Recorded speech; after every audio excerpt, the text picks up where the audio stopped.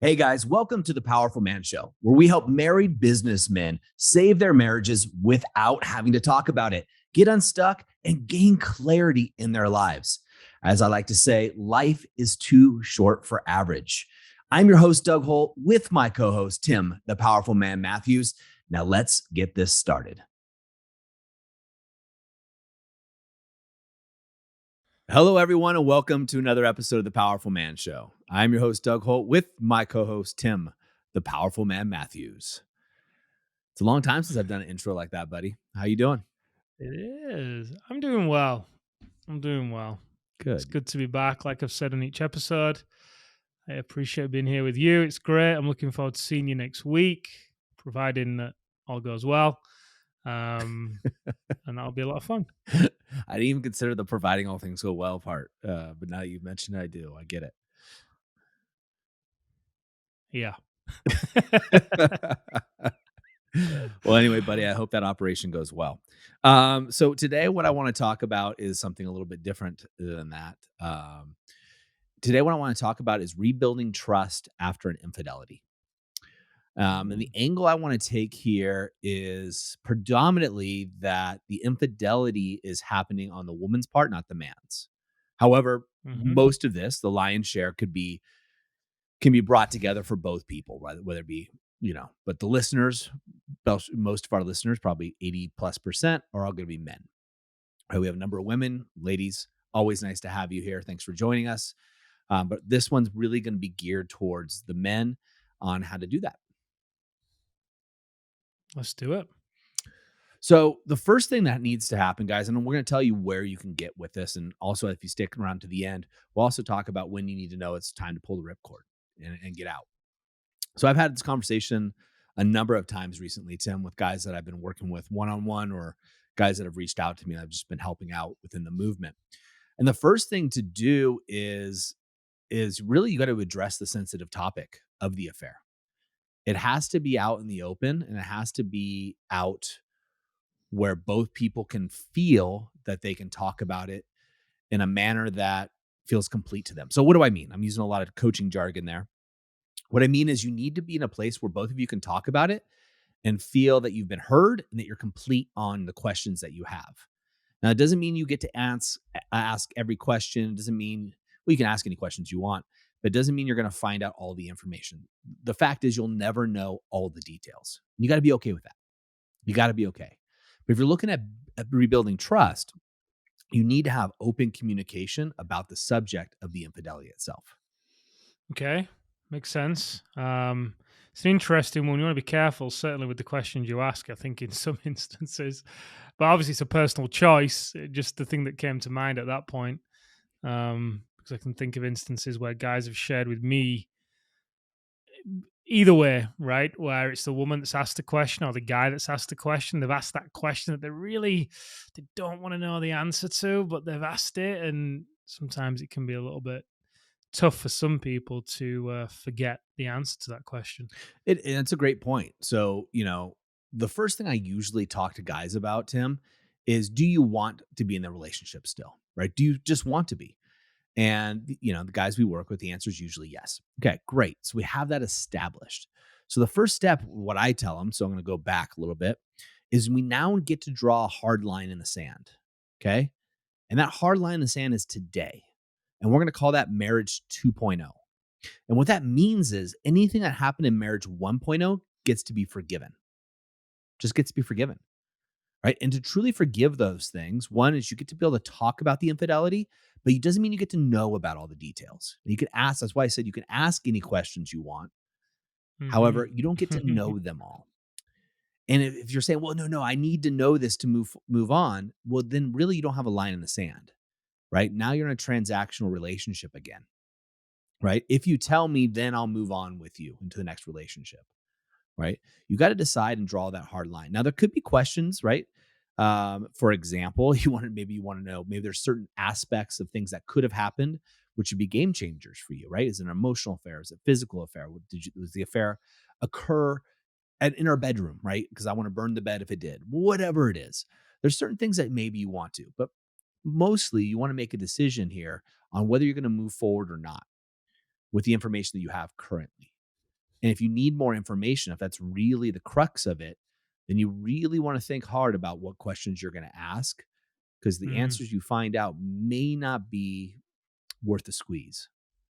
mm-hmm. Big time. So once you've established that, and let's just assume, guys, that we're, because this is about rebuilding trust, that you are going to move forward. Now, how do you rebuild? Well, the first thing is transparency. And that's when I bring it up, the communication aspect of it. There needs to be a level of transparency there, right? And what I mean by transparency, you need to be able to communicate about the affair, but you also need to be transparent about other things that are going on within the marriage. What are your boundaries? Right? I was talking to a guy, he said, well, and he used one that my wife and I had. My wife asked me about. She said, "Hey, look, for our marriage, I don't want you to do anything that you wouldn't, that would violate the relationship." Okay. Now I know what she means, but that can be taken out of context a lot, right? What does she mean? Does it violate the relationship if I kiss a girl, another woman? Maybe not. I can make up an excuse. So you want to be clear on your boundaries of what's acceptable and what's not acceptable. And once you're clear on your boundaries, right, or your rules of engagement or whatever you want to call them, you want to get buy in. Does that work for you? And the reason this is important about building trust is now you can make commitments, right? You can start making commitments again to each other that are clear and delineated on what's acceptable and what's not. And this gives you a foundation from which to move forward in. Yeah, it's so often, as you're saying, these are such great points. If you guys are listening to this and there's been no infidelity, but you haven't even put these things in place, I would strongly recommend that you do it. I speak to so many men who don't know what's important to them. They don't know where the line is for them. They don't. There's a lot of unspoken boundaries that they try and put in place, but they're not boundaries. They're covert contracts that are created. And some guys just haven't ever taken the time to stop and consider, hey, what actually is important to me? Where is the line for me? So it's a common issue. So I'd highly encourage you do that, regardless of whether you're in this position or not. And then take the steps, like Doug said, to communicate that and form some clear agreements around this, because it's one of the number one mistakes that I see guys make. Yeah, it's so true, right? We have these expectations of what other people think a marriage should be, but it's never talked about, or a relationship should Mm. be. So you So many want assumptions. big assumptions. So you want to get that transparency out there. And then what you would do is this is where it gets a little confounding. So let's just say you caught your wife having an affair with some guy she met on Facebook, making the story up as we go, right? Does that mean that you get access to her Facebook account so you can check up on her? I say no. Now, you may set that in your relationship, but that's not rebuilding trust, right? Now, maybe Mm. you need to know, or maybe there's something else that needs to go on. But rebuilding trust starts with micro commitments, right? Small little things that are going to allow you over time to start trusting that individual again. Behaviors get to change, languaging gets to get changed, the way you communicate gets to change. And for most people, when an infidelity is occurring, what's happened is the partners have come apart, right? They've lost that connection between each other. I'm not saying every time, and I'm certainly not saying it's your fault, but I am saying that you need to start making those micro commitments to each other, have those firm boundaries so you can start moving forward again. But you need to do that first. First and foremost, draw that line in the sand, decide if you're going to go to marriage 2.0 or maybe it's 3.0, 4.0 for you, but whatever you want to call it, that you're going to move forward in that direction and you're going to put your head down and, as most guys say, they can just get shit done and I can outwork anybody. I can out hustle. Well, do it in your marriage. Mm. Try it there. Mm. Here's something I want to throw out there to you, Doug. So let's say the guy is figuring out, or whoever it may be, the woman is figuring out what's important to them. They've communicated it, and the other person is like, "No, that isn't something I'm willing or able to do." Are you asking me what I Would would say? Yeah, what advice would you give to the person who's in that situation? Well, I actually had a guy do this today, Tim. What I had him do is write down what his boundaries are and to make them boundaries, what happens if somebody crosses that boundary, right? Because if you don't have the consequence or what the action's going to be, what it really truly means to you, and you're willing to take act on it, it's not a boundary. No. It's a wish, right? Mhm. So let's just say I'll use my relationship. Let's say I told my wife, I don't want you going out in public with another man by yourself. It's the best example I can come up with because it's made up. And let's say she says no. Well, I need to decide either there in the moment or previously if that's a deal breaker for me, right? So, what I would do in that situation, if I knew it wasn't a deal breaker, I would start saying, well, why is that so important to you? I'm now going to go into inquiry and not inquiry like a prosecutor or solicitor or, whatever, lawyer. I'm not going to go into it in that way. I'm going to go into it like a reporter, just curious. Well, why is it so important to you to be able to go out in public with men by yourself? And I'm going to listen to her and what she has to say. Previous to that, I better be sure of what my boundary is and why it's important to me. I need to know my side really well. And don't write your boundaries down when you're at the height of emotion, guys. So if say you just find out about the affair or infidelity, that's not the time to write these things down. Give yourself some time, give yourself some grace. Do it from a place of love of yourself and write down what's acceptable and not.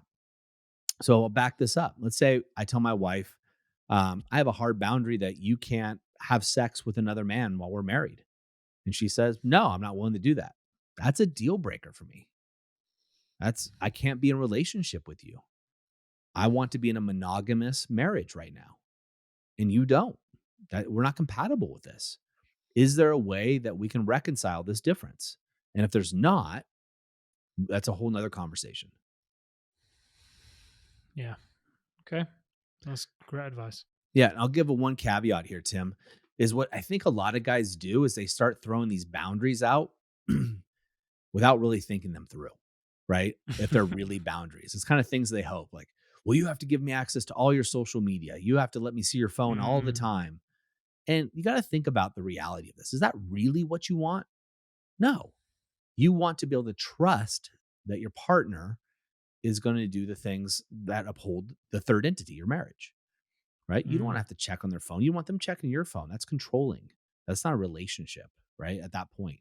Now, I get there's been infidelity, there's been trust broken, but to rebuild it, you need to start with a clean slate, right? You mm. just do. And When you simmer it down to what is really important to you, in my experience at least, it's usually a handful of things. yep. It's not that many things. It's some key things that are really non-negotiables for you that are very clear, firm boundaries that if they were crossed, that would be an absolute no-go for you.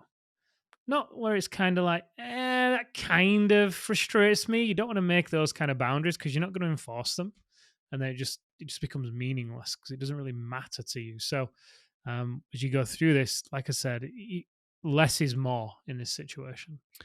Yeah. And I'm going to go back to the first thing I said is transparency and having open communication. So for the healing to begin, you need to make a clear delineation about, hey, we're moving forward, right? Draw the line in the sand, set the boundaries, but also be able to come back and revisit what's coming up for you. Mm, We as men, we're going to get angry at times, right? She's going to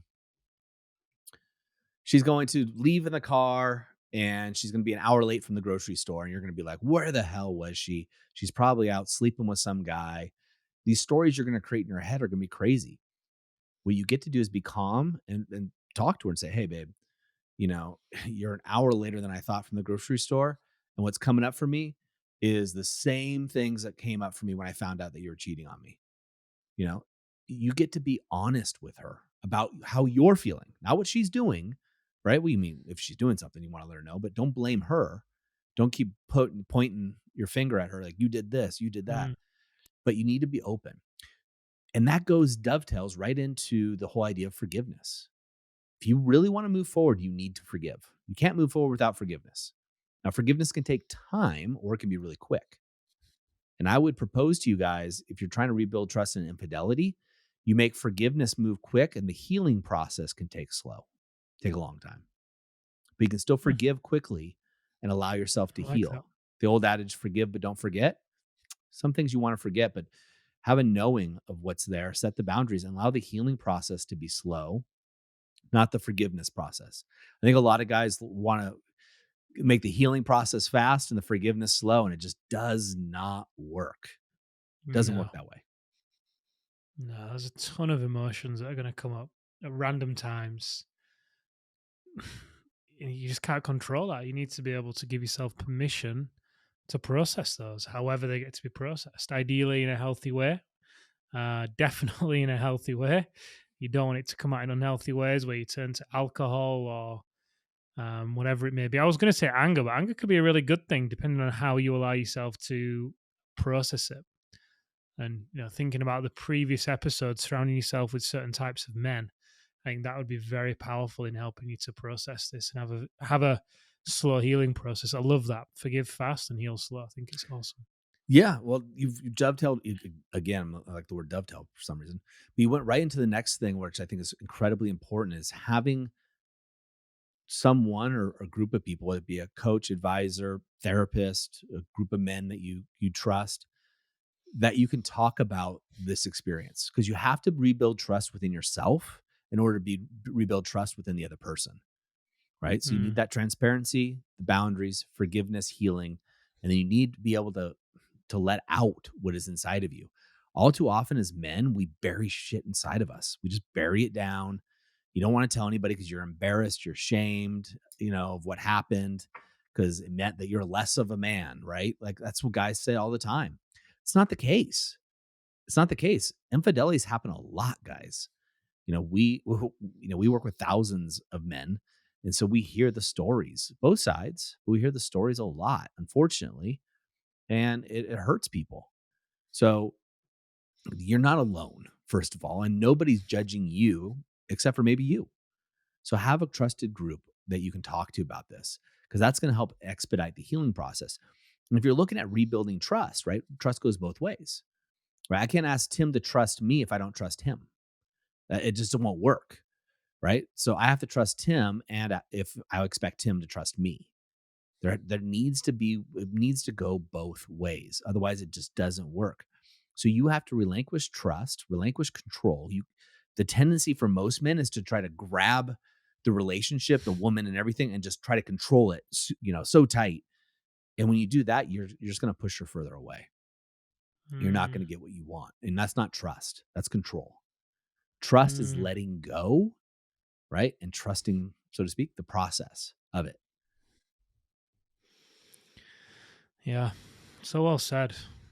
Some great insights there. And get yourself to an alpha reset. Yeah, God.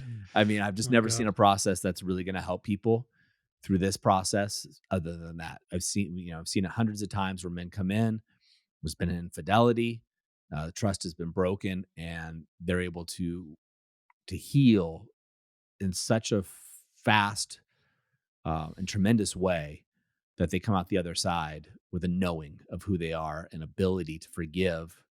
Now, whether they choose to move on or not, that's up to them. But the ability to forgive happens every time, at least every time I've seen it. And the healing is Mm, tremendous. And a lot of that has to do with the processes. They're very specifically driven to allow this to happen.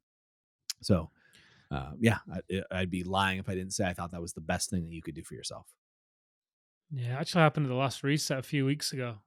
On the first night, so I met up with the guys for dinner, and this was on the Sunday. On the Thursday, so this guy had flown in from the US to the UK. On the Thursday, he'd found out his wife had had an affair.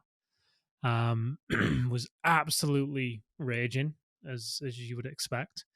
Um, Said he gave his son, I think, $3,000, $4,000. His son knew what had happened. Had to calm his son down because his son just wanted to go and find the guy, and said to his son, "Hey, when I get back from here, I'm not going to be home. I'm going to be going somewhere. So you're not going to see me for a few days, and don't let mum know where I'm going." Obviously, he shared with us what his plan was, and he was gone as well. He was gone. It was no coming back in his eyes at that point with his wife and with their relationship. When he left the reset and he went back home, the thing that had bugged him was the infidelities that he had had over the years, that his Mhm. wife and nobody else knew anything about, they'd kept from everybody. And he left the reset with an immense amount of love for his wife, understanding why she'd done what she'd done, having processed a lot of the rage and the anger that was inside of him, And he went back and shared with his son, who his dad was his idol, how he had infidelities in his life and why he'd done them, because he was hurting and he was wounded and various different things. He shared with his mum, who his mum thought he was the golden boy. Shared with his mum the infidelities that he had had as well. So it wasn't just his wife that was looking bad. Shared them all with his wife, and those two began the rebuilding process of their marriage.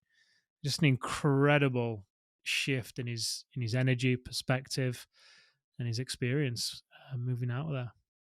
I love it, man. It's so hard to describe the results of the Alpha Reset to anybody. I don't Mm, think I would believe them if I didn't see them so many times. mm, I mean, that's why you go over to thepowerfulman.com/results, and you can see it from the words of the men just like you that have been through that experience, as well as other experiences that we offer at the Powerful Man. Absolutely phenomenal. it is. It is. And we get to do one next week. Wow. Yes, the first Fun time days. we are together for an Alpha Reset since 2020. Ooh, yeah, just after COVID. Oh, it's gonna be phenomenal. That was when Chief and a lot of other people in Pendy in Wales. Yes. Well, gentlemen, if you find yourself in this situation where an infidelity has happened and the idea of rebuilding trust, you want to move forward, but the idea of rebuilding trust is so tough. What we want to do here is build the foundation first. And the hardest thing it's going to be, guys, and I get it, the hardest thing is letting go of control. You're going to want to grab around everything tightly. You're going to have access to everything. You want to know everything because your mind's going to wander. When you don't have all the pieces of the puzzle, you're going to put the puzzle together and it's not going to be pretty, right? In your head. Your wife's going to be an hour late from the hair salon and you're going to assume she's having an affair. If your wife's online on her phone chatting with somebody, you're going to assume it's another guy. You're going to assume the worst. You want to have transparency so you can talk about what happened and how you're feeling. You want to set firm boundaries. Within those firm boundaries, you move on to marriage 2.0, which has to do with forgiveness and trusting. Brilliant. Gentlemen, as we always say, in a moment of insight, take massive action. Write those points down. Where in your life are you doing this? Right? Infidelity happens both ways. Where are you doing this? Take action. Build the trust. Guys, you deserve this and so much more. We'll see you next time on the Powerful Man Show. All right, guys, that's a wrap for this episode. But as I always say, in the moment of insight, take massive action. You see, there are two types of men that listen to a podcast like this. Those that go on from one podcast or show to another, just hoping things are going to change and realizing that they're going to be in the same place month after month, year after year. You see, I was this guy, so I completely get it. You may just not be ready. But there's also a second man that listens to a show just like this. And this is a guy who takes massive action so they can shorten the learning curve, compress time, and get results to be the wolf. See, wolf is an acronym for wise, open, loving, and fierce. Now, ask yourself, which one am I? And just be honest with yourself there. And there's no judgment on my end, but if you're ready to move from deactivated deer mode, which is defend, excuse, explain, react, to activated wolf, wise, open, loving, and fierce, then go over to thepowerfulman.com/grow and go there now. In fact, I'll make it super easy for you. I will even put the link right in the description here so you can just click it and go over there now to learn more. Guys, in the moment of insight, take massive action. Go from deactivated to activated because like I said, life is too short for average. And I'll see you on the next episode.